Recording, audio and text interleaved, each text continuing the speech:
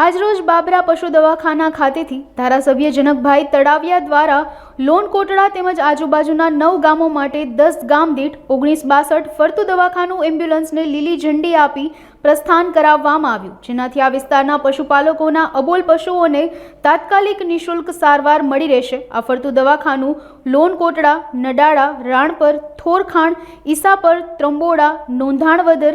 ગમાપીપળિયા, પાનસડા અને મિયા ખીચડિયા ગામોને આવરી લેશે, જેમાં 1962 પર કોલ કરવાથી પશુપાલકોને ઘર આંગણે સારવાર મળી રહેશે।